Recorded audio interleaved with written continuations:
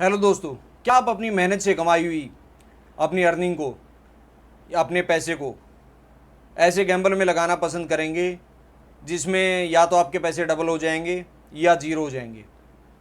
अगर आपका आंसर नहीं है तो यही चीज़ है जो हमें सिखाती है रिस्क और रिवॉर्ड, कि यार इसका उसके बदले में क्या रिवॉर्ड मिलेगा और हमें इसको बैलेंस करके कैसे चलना है, कैसे हमें रिस्क को भी बैलेंस करना है और रिवॉर्ड को भी बैलेंस करना है ताकि हम मैक्सिमम प्रॉफिट और लोवेस्ट रिस्क के साथ चल सकें। तो आज का टॉपिक यही है। तो इस टॉपिक को हम डिटेल में डिस्कशन करें उससे पहले इस चैनल को सब्सक्राइब कर लीजिए और बेल आइकन ज़रूर दबाइए ताकि आपको इस तरह के इन्फॉर्मेटिव वीडियोस आगे भी मिलते रहें, आपको नोटिफिकेशन आती रहे। तो सबसे पहले तो हम जानेंगे कि रिस्क रिवॉर्ड है क्या, फिर रिस्क के अलग से डेफिनेशन क्या है, रिवॉर्ड की अलग से डेफिनेशन क्या है और ये कैसे एक दूसरे के साथ साथ चलते हैं। हम most of the time high return high risk के साथ ही कैसे आते हैं और कैसे हम अप्रोच अपना सकते हैं कि हम इन दोनों को बैलेंस करके चलें। तो सबसे पहले आता है कि रिस्क क्या है। रिस्क बिल्कुल सिंप्लीफाइड टर्म में है कि आपके मनी का लॉस हो जाना या फिर जो आपने एक्सपेक्ट किया था रिटर्न वो ना आना इज ए रिस्क। रिस्क के बेस पे भी कुछ इन्वेस्टमेंट होती हैं जो हमारी जनरल इन्वेस्टमेंट है, उनको हम रिस्क के बेस पे डिफाइन कर सकते हैं। जैसे लो रिस्क इन्वेस्टमेंट कौन सी होती हैं? एफडीज़, और हमने कोई बैंक अकाउंट में पैसे डाले हुए हैं, बॉन्ड्स, ये लो रिस्क हो गए। सेकंड जो होगी मीडियम रिस्क। मीडियम रिस्क कौन से होते हैं? जैसे हमने म्यूचुअल फंड में डाल दिया है, रियल एस्टेट में डाल दिया लॉन्ग टर्म के लिए, या ईटीएफ ले लिए हैं, इंडेक्स फंड्स ले लिए हैं, ये लो रिस्क मीडियम रिस्क हो गए। थर्ड जो होती है हाई रिस्क। हाई रिस्क में होते हैं जैसे स्टॉक्स हो गए। अब हम क्रिप्टोज को भी इसमें डाल सकते हैं बट जनरली तो क्रिप्टोज तो वेरी हाई रिस्क में आते हैं। तो इस तरह से हमने रिस्क के बेस पे भी हमारे इन्वेस्टमेंट को अलग अलग डिफाइन किया हुआ है। अब बात आती है रिवॉर्ड की। तो जो हमने कोई इन्वेस्टमेंट की, उस इन्वेस्टमेंट पे जो हमने प्रॉफिट बनाया या जो रिवॉर्ड अर्न किया, जो रिटर्न अर्न किया, उसको बोलते हैं रिवॉर्ड। अब जो है रिवॉर्ड के बेस पे भी जो है हमने अपनी इन्वेस्टमेंट को डाइवर्सिफाई क्लासीफाई किया हुआ है। तो सबसे कम रिवॉर्ड वाली, जो सबसे कम रिस्क वाली थी, जैसे एफडीज, बॉन्ड्स, जिनमें 4 to 6% की हम एवरेज कंसीडर करके चलते हैं। सेकंड जो है मीडियम रिवॉर्ड वाली, जो मीडियम रिस्क वाली हमारी इन्वेस्टमेंट थी, जैसे म्यूचुअल फंड हो गए, ईटीएफ हो गए, इंडेक्स फंड्स हो गए, इनमें अराउंड 10 to 12% का जो हम रिटर्न कंसीडर करके चलते हैं। थर्ड जो होगी स्टॉक्स हो गए। स्टॉक्स में क्या होता है कि अगर आपने अच्छे से लर्न किया है, आपने टाइम दिया है, आप समझ गए हैं, आप साइकोलॉजी स्टॉक्स की समझते हैं, तो फिर आप 12 से परसेंटेज से भी हाइयर परसेंटेज कमा सकते हैं लॉन्ग रन में। तो इस तरह से हमने रिवॉर्ड के बेस पे भी इन सबको क्लासीफाई किया है।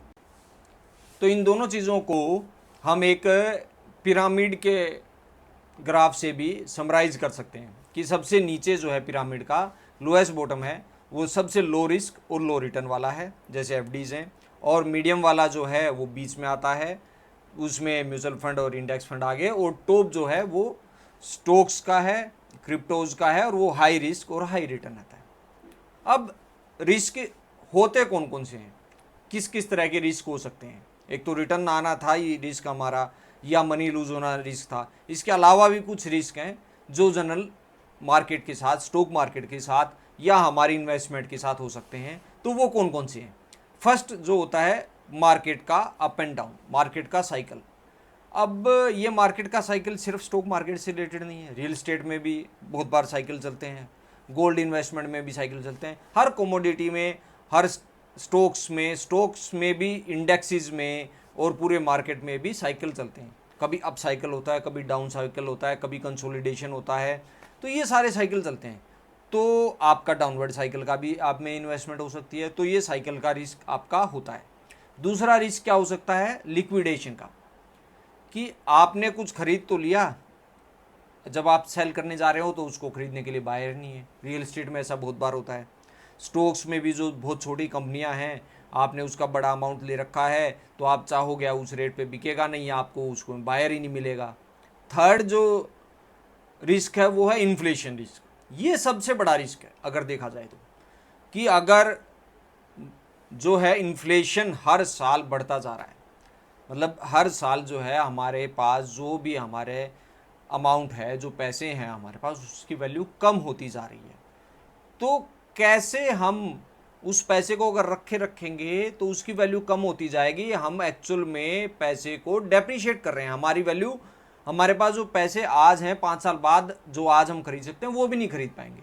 तो हमको उनको एसेट में लगाना ही पड़ेगा, और ऐसे एसेट में लगाना पड़ेगा जो इन्फ्लेशन से ज़्यादा रिटर्न दें, ताकि एक्चुअल में हम बहुत ज़्यादा हमारे अमाउंट को ग्रो ना करें, तो एटलीस्ट हमारी परचेजिंग पावर तो उतनी बनी रहे, अगर वर्स्ट परफॉर्म भी करें तो इन्फ्लेशन रिस्क बड़ा हाई रिस्क है।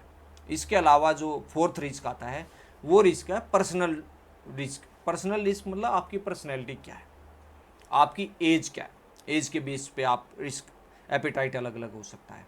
आपका नेचर क्या है, आपका नेचर ऐसा है कि आप रिस्क नेचर है, या फिर आपका नेचर ऐसा है कि आपको रिटर्न चाहे कम आ जाए, आपको जो है सेफ एंड साउंड स्लीप चाहिए डेली। तो वो डिपेंड करता है, ये पर्सनल नेचर पे पर्सनल रिस्क एपेटाइट होता है हर किसी का, वो डिपेंड करता है। अब हमें क्वेश्चन ये आता है, ये तो रिस्क हो गया, रिवॉर्ड हो गया, अब हमें समझ में भी आ गया कि हाई रिस्क में हाई रिवॉर्ड है और लो रिस्क में लो रिवॉर्ड है।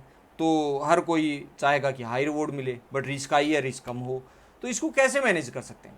तो इसका सबसे सिंपल तरीका है, जो बिल्कुल हम लेबर की भाषा में अगर बात करें तो डाइवर्सिफिकेशन। हमें एसेट क्लास के बीच डाइवर्सिफाई करना पड़ेगा, और सेम एसेट में भी, जो एसेट क्लास में भी अंदर भी डाइवर्सिफिकेशन करनी पड़ेगी।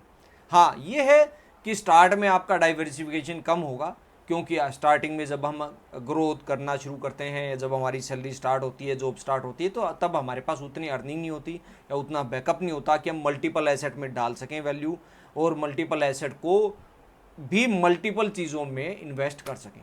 बट एक टाइम के साथ जो है आपका एसेट प्लान ग्रो होता रहता है।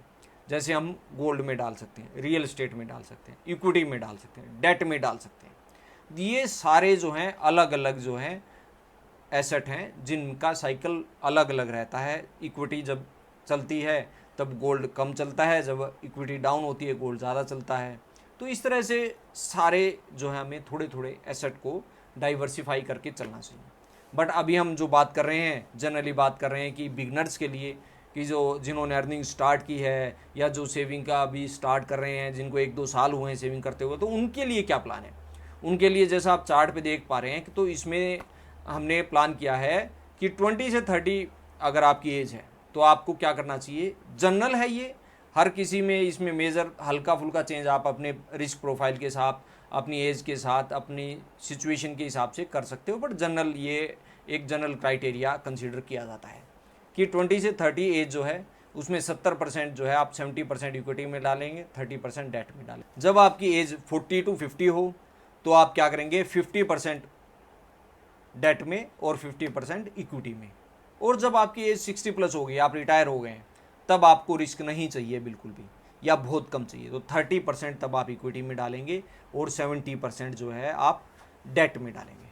तो ये इस तरह से डाइवर्सिफाई करके आप जो है अच्छे रिटर्न ला सकते हैं, और रिस्क जो है आपका काफ़ी कम हो जाता है, क्योंकि एसेट क्लास जो है एक अगर नहीं चलती है तो दूसरी चलती है, दूसरी नहीं चलती है तो तीसरी चलती है, और आप इन्फ्लेशन को भी बीट करते रह सकते हैं। तो ये बेस्ट तरीका है अपने आप को ग्रो करने का, लंबे टाइम देने का, और डिसिप्लिन वे में इन्वेस्टमेंट करते रहने का।